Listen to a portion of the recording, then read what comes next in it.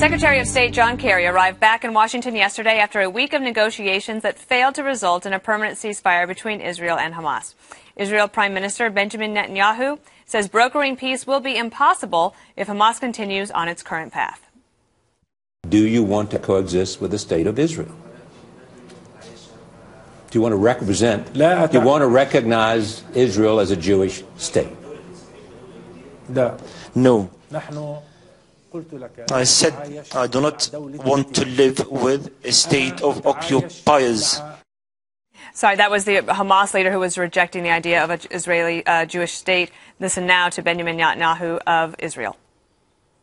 Hamas has broken 5 ceasefires that we accepted and we actually implemented. They rejected all of them, violated all of them, including 2 humanitarian ceasefires in the last 24 hours. Now they come with their own ceasefire proposal, and believe it or not, they violated even their own ceasefire proposal. They're shooting at us as we speak. So Israel is not obliged and is not going to let a terrorist organization determine when it's convenient for them to fire at our cities, at our people. We'll take the necessary action to protect our people, including, by the way, continue to dismantle the tunnels. That's my policy.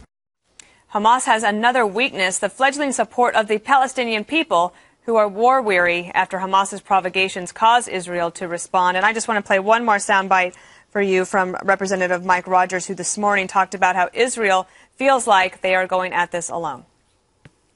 I think there's always been a little bit of friction between Netanyahu and this administration, and I think early on some of the early ceasefire requirements didn't recognize, at least in Israel's perspective, they didn't recognize their security concerns about them continuing anti-tunneling operations. With that lack of consideration, I think they believed that they were kind of going this alone. Eric, let me start with you. I want to ask about the idea that Israel, who said it was willing to do a ceasefire, but then Hamas broke its own ceasefire.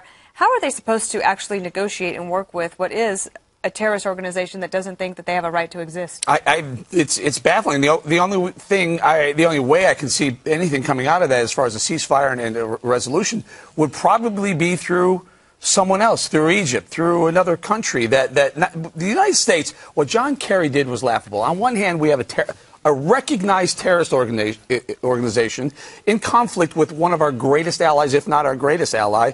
And the deal that Kerry put together Friday night that came out was, number one, Israel lifts its Gaza blockade. Mm-hmm. Number two, we supply billions in foreign aid to the Palestinian Authority. And number three, Hamas is not required to dismantle their tunnel system or their missile setups. I mean, it was everything Hamas wanted. So, of course, Saturday morning, Israel says, you know, we're not playing this game.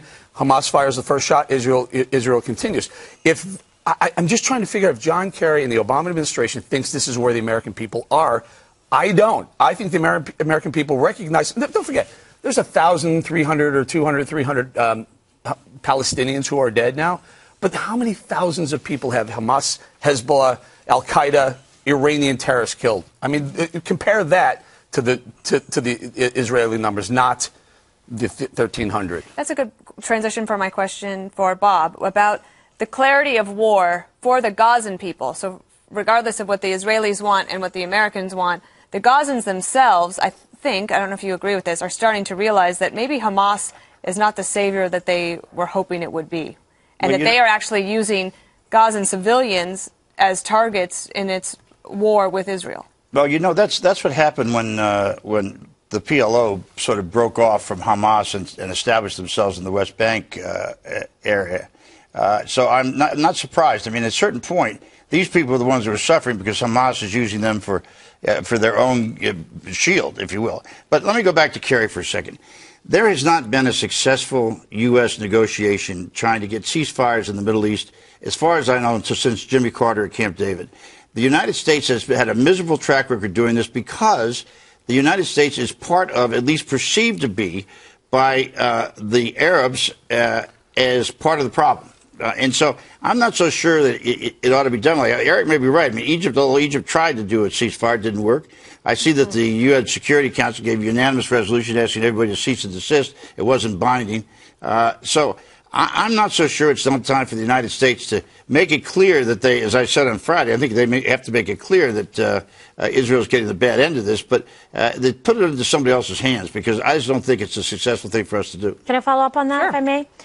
How's this going to work? Because I hear what you're saying. I don't even think it's the person doing the ask or trying to meet in the middle. I don't even think it's a problem, because it's the United States that might be behind it, and they see us as more pro-Israel or sympathizers for Israel. Hamas in its charter calls for the destruction of Israel. They refuse to recognize Israel. They do not want Israel to exist, period. That's sort of like a deal breaker right out from the get-go. So how is Israel, who is trying to, I believe, negotiate in good faith, but as you see Netanyahu pointing out, Hamas violates the ceasefires that they propose. This is a very difficult situation, no matter who's at the table suggesting it. I don't think they're not doing it because it's us, is my point. No, I think part of it is that, but I think the answer to that is that Israel needs to do a two-state resolution with the PLO in the West Bank territories. That's where, and let Gazans continue to fight. If they eventually they're going to be war-weary, and they're not going to be able to get enough missiles. But we have to accept the fact that Gaza should not be part of a new Palestinian state. Okay, let me get Greg in here. You could probably, I like it when you go last in the first round, because then you can clarify everything for us. I just want to get your take, because maybe you'll want to talk about this. The media's perception of how the war is going. I've watched network news last night, and I was really surprised, because what was being reported online didn't seem to match what was being said on television. And in some ways, the media is saying that Israel is actually losing the longer war, and so they're trying to say that they're not in a strong position. Yesterday, I think Katie Crowley actually said Israel is losing the media war. Right. Exactly. She's in the media. So she is essentially self-fulfilling. She is saying it, and she's in the media. John Kerry doesn't inspire confidence. He inspires sleep apnea. And I don't understand why, as we have radicals running around the world killing innocent people, we have decided to broker a deal which actually hogties Israel. I believe Israel should go it alone, in the sense that they should be allowed to win.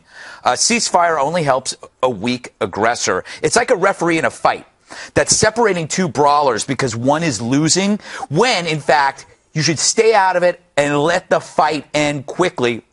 That's more merciful, because right now a ceasefire is just a speed bump. It's a speed bump that slows and lengthens the suffering. You cannot trust the untrustable. These are people that are violating their own ceasefires. Right. They're calling a timeout, and then they punch you in the face. You can't trust that. These are not mouseketeers. They're mosketeers. That's actually an interesting thing. Eric, I want to get your take on this, because there have been flare-ups like this before. We've talked about them. But Israel says that this is somewhat different, in that even their intel, which is very good, and ours, did not understand the extent to the sophistication of the tunnels that Hamas has been able to build. And they were planning a major disruption, a major terrorist attack with the aim of killing thousands of Israelis on Rosh Hashanah.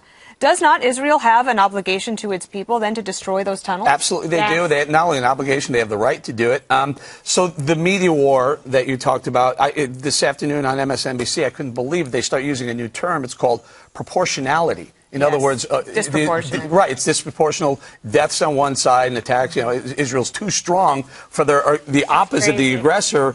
And what they're trying to do is they're trying to spin the debate against Israel, which is absolutely foolish. There is no reason that Israel shouldn't go in there and destroy all these tunnel structures. Here's what really needs to happen. On one side, you have Egypt, and on another side, you have Jordan. So what allegedly was going on is, in the Gaza Strip, the Palestinians, or the Hamas, was bringing terrorist, guns, kidnappings through the tunnels from Jordan. You need to stop it. No, through Egypt and Jordan. Sure, Bob. There's only two other sides. One's water, the other's Israel. I don't want to correct you, but Jordan is way. Yes, but they were saying that they were bringing the tunnels under the border and getting people from Jordan all the way and missiles. Absolutely. Iran and Syria are supplying missiles. Laugh all you want. I'm not laughing. After the show, you can Google it, or you can call the Brain Room and find out. Iran and Syria were providing military weaponry, including missiles, through Jordan, through the tunnel system. This was the question I was going to raise. Is really where do these missiles come from? We know they come from the Iranians, and Syrians, and perhaps the Syrians. I just don't know how they get in. I mean, you can't tunnel under Israel to do that. Well, we know that there are tunnels, and we know that I think we all agree there are that tunnels they have in a right Gaza. to That's right. express them. Let me ask you, Kimberly, as a negotiator, let's take you back to, so the United States is somewhat of a third party, but an active one in this. Yes. John Kerry, as a senator, wasn't really known as being the great negotiator, but he's been trying to establish some sort of a peace deal. That was recognized as a major failure across the board. So then we're back to the drawing board, and now the war started. If you're John Kerry's team, what do you think is the best negotiating position for him at the moment? Is it to stay quiet for a while or to work more behind the scenes? Because he has made everybody in the region mad.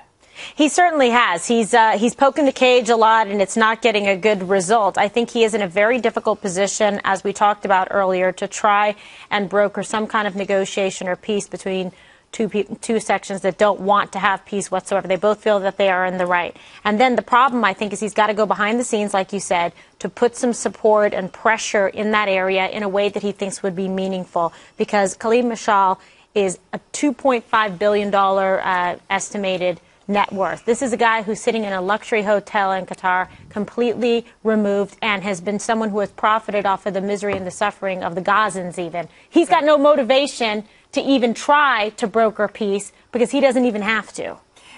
So get to that guy. We're going to have to tease. I just want you to know that there's an intricate map being drawn at the table, a collaborative effort between Beckel and Bowling. I don't know if we'll be able to bring you the results before the end of the show. But or when the we drawing. come back...